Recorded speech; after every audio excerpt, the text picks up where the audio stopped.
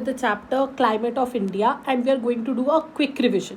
ठीक है, जिसमें हम अपने सारे कॉन्सेप्ट्स क्लियर करेंगे.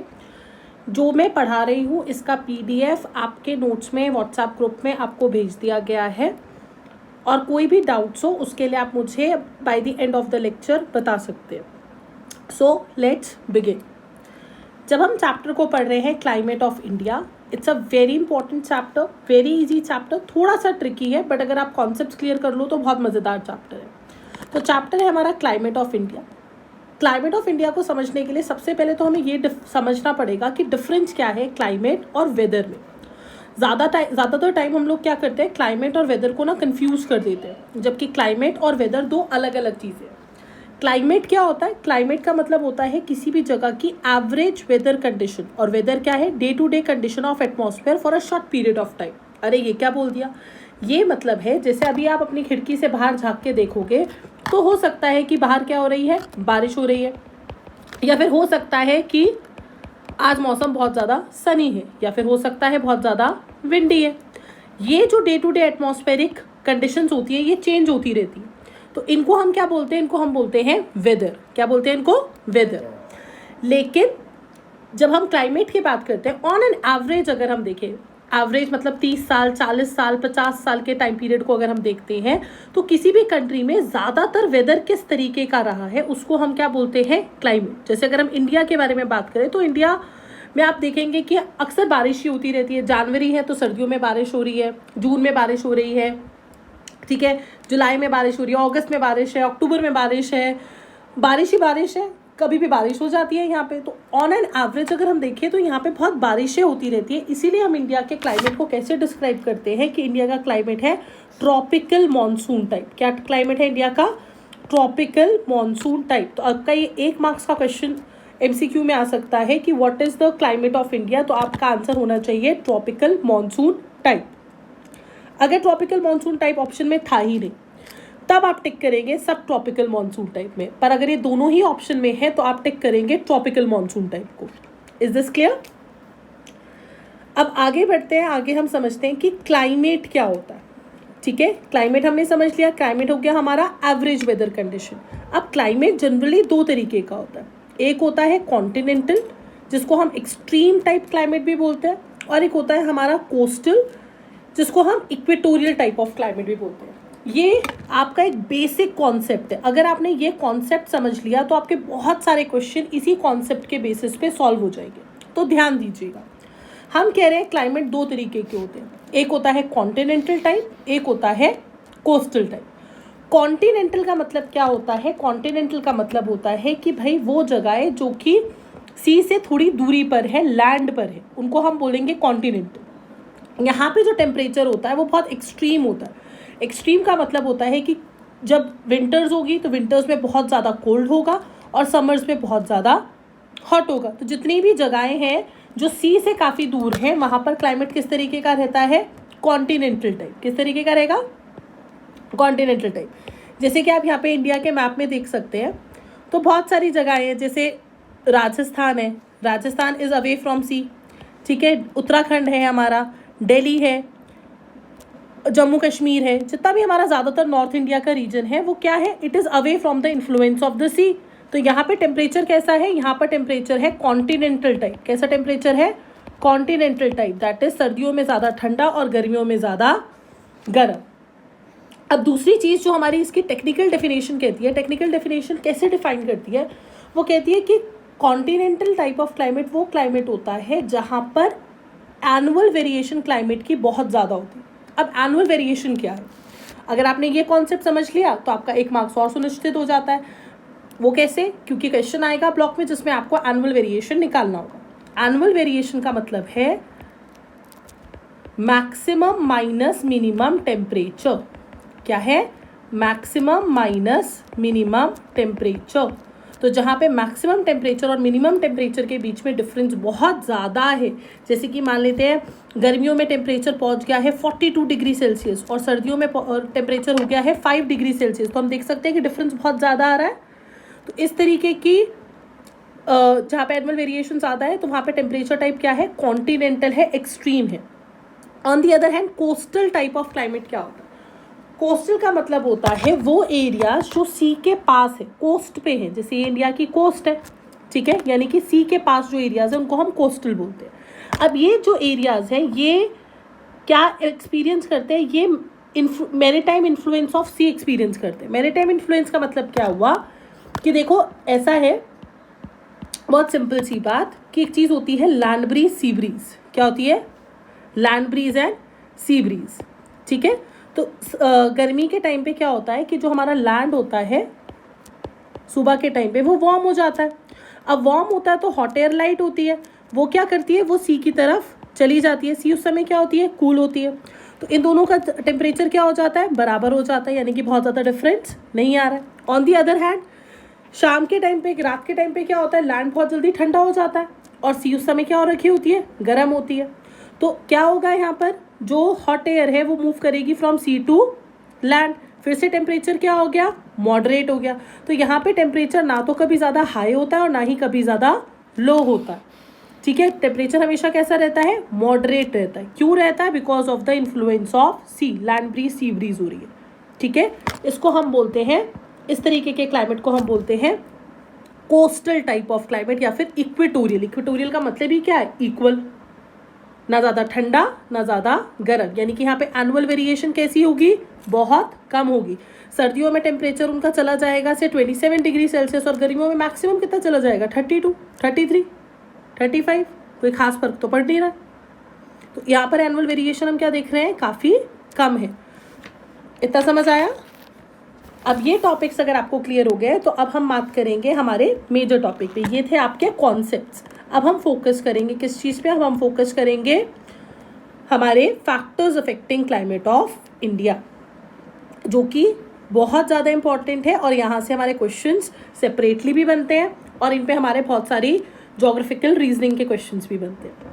तो पहला फैक्टर जो कि इफेक्ट करता है क्लाइमेट ऑफ इंडिया को वो है हमारा लैटिट्यूड। तो आपको पता है क्लास 9th में आपने पढ़ा है कि जैसे अर्थ है, अर्थ में इमेजिनरी लाइंस है, कुछ हॉरिजॉन्टल लाइंस है और कुछ हमारी क्या है? वर्टिकल लाइंस है, करेक्ट। ये जो हॉरिजॉन्टल लाइंस होती हैं इनको हम क्या बोलते हैं? लैटिट्यूड। लैटिट्यूड में हमारा 0 डिग्री दैट इज इक्वेटर आता है, फिर 23.5 degree north tropic of Cancer आता है, राइट। और क्या आता है? आर्कटिक सर्कल आता है, उसी तरीके से tropic of Capricorn and Antarctic circle आता है। हमने क्लास 9th में भी पढ़ा था कि इक्वेटर में क्या होता है? डायरेक्ट रेज ऑफ सन होती है, तो यहाँ पे टेम्परेचर बहुत ज़्यादा हाई होता है। जैसे जैसे हम इक्वेटर से दूर जाएंगे टेम्परेचर कम होता रहेगा। ट्रॉपिक्स पे भी टेम्परेचर अच्छा खासा हाई होता है, जैसे जैसे आप ट्रॉपिक से दूर जाते जाओगे वहाँ पे टेम्परेचर क्या होता रहेगा? कम होता रहेगा। तो हमने क्या पढ़ना है इस टॉपिक में कि जो ट्रॉपिक ऑफ कैंसर है, कौन सी लाइन ऑफ लैटिट्यूड है जो इंडिया से पास करती है? That is tropic of Cancer. ये क्या कर रही है? ये इंडिया को डिवाइड करती है। कितने पार्ट्स में डिवाइड कर रही है? 2 इक्वल हाफ्स में इंडिया को डिवाइड कर रही है। कौन सी लाइन डिवाइड कर रही है इंडिया को 2 इक्वल हाफ में? Tropic of Cancer. तो ये है हमारा इंडिया, ठीक है। ठीक इंडिया के बीच में से जा रही है एक लाइन जो कि क्या कर रही है? इंडिया को 2 इक्वल पार्ट्स में डिवाइड करती है। एक हो जाता है हमारा नॉर्दर्न पार्ट और दूसरा हो जाता है हमारा सदर्न पार्ट, ठीक है जी।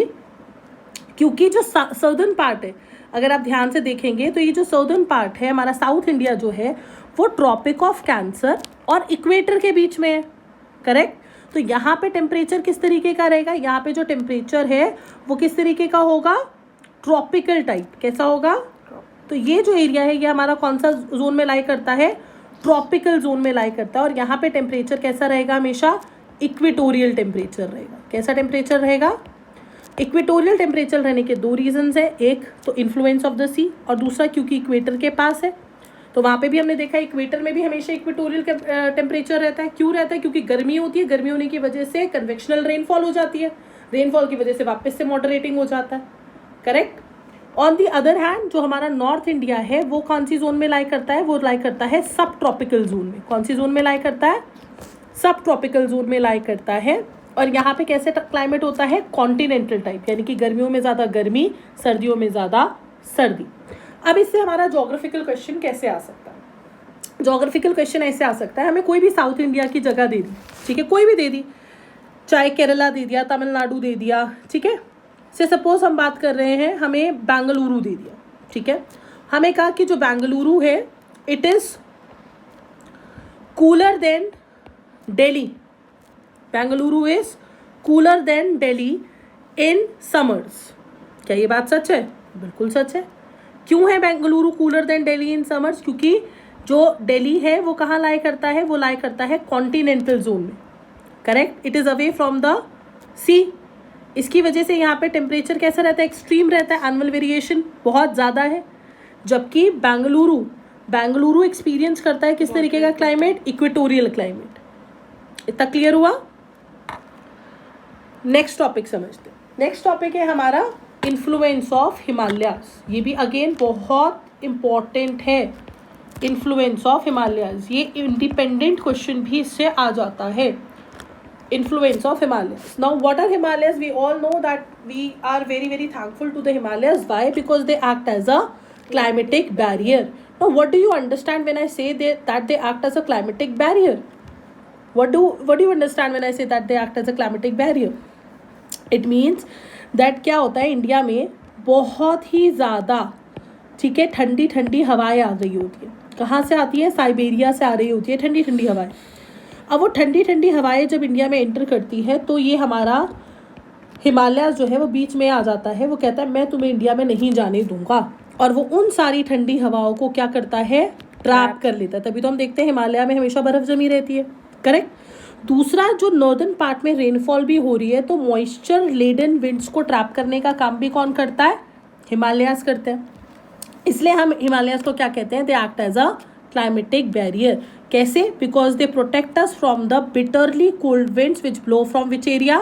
साइबेरिया। अगर हिमालयाज नहीं होते तो क्या होता? India would have turn into a cold desert. Desert सिर्फ गर्म नहीं होता, ठंडा भी होता है, जैसे एंटार्क्टिका, ठीक है।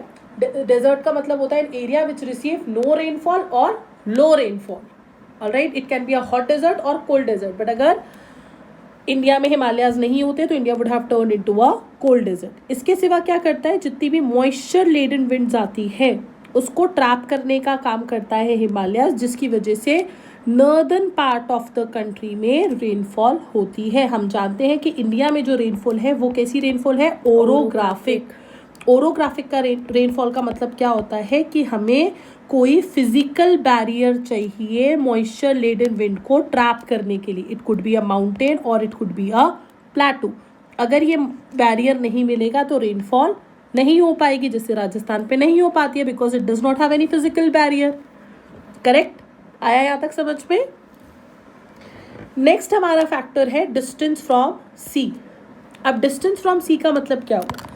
देखिए, जो एरियाज सी के पास है, ठीक है, वहाँ पे किस तरीके का क्लाइमेट होगा? हमने क्या पढ़ा था? वहाँ पे वो क्या इंजॉय करते हैं? Moderating influence of the C.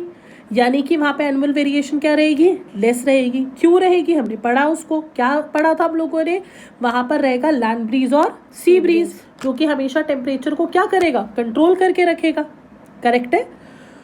On the other hand, जो areas which are located away from the sea वो कैसा क्लाइमेट एक्सपीरियंस करते हैं? कॉन्टिनेंटल टाइप, यानी कि एक्सट्रीम टाइप।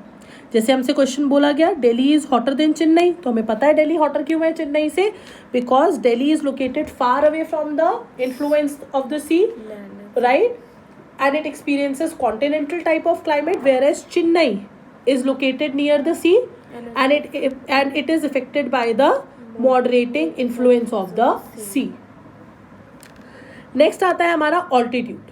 ऑल्टीट्यूड का मतलब क्या होता है? ऑल्टीट्यूड का मतलब होता है height of a place above sea level. किसी भी जगह की हाइट अबव सी लेवल, उसको हम क्या बोलते हैं? उसको हम बोलते हैं ऑल्टीट्यूड, ठीक है। तो मान लीजिए ये प्लेन एरिया है, ये मान लेते हैं हम सहारनपुर है, ठीक है। ये थोड़ा सा ऊपर जाते हैं तो क्या आ जाता है? देहरादून आ गया। ये थोड़ा और ऊपर चले जाते हैं तो क्या आ गया? मसूरी आ गया, करेक्ट है। तो हम क्या देख रहे हैं? यहाँ पर हमारा जो ऑल्टीट्यूड है इस जगह का वो इंक्रीज हो रहा है। तो एक चीज़ होती है जिसको हम बोलते हैं नॉर्मल लैप्स रेट। क्या बोलते हैं हम इसको? नॉर्मल लैप्स रेट, ठीक है। तो नॉर्मल लैप्स रेट क्या बोलता है कि जो हमारा टेम्परेचर है किसी भी जगह का, वो कितने से फॉल कर जाता है, वो 1 डिग्री सेल्सियस से फॉल कर जाता है, ठीक है। ऑलराइट, जैसे जैसे हम ऊपर जाते जाएंगे तो हमारा जो टेम्परेचर है वो क्या होता रहेगा, वो फॉल करता रहेगा किसी भी जगह की, जैसे जैसे उसकी हाइट बढ़ेगी। आप खुद ही सोचो, जब हम मसूरी जाते हैं तो हमें कितना ठंडा ठंडा लगता है, वेयरएज अगर हम प्लेन एरियाज़ में जाए गर्मियों के टाइम पे, वो कैसा लगता है हमें, वो बहुत ज़्यादा गर्म लगता है। ऐसा क्यों हो रहा है, ऐसा इसलिए हो रहा है because of the normal lapse rate. What is normal lapse rate, that with every 165 metres जो टेम्परेचर है वो कितना फॉल कर जाता है, 1 डिग्री सेल्सियस फॉल कर जाता है। तो जितना हम ऊंचाई पे जाते रहेंगे, आफ्टर एवरी 165 मीटर टेम्परेचर कितना फॉल करता रहेगा, 1 डिग्री सेल्सियस।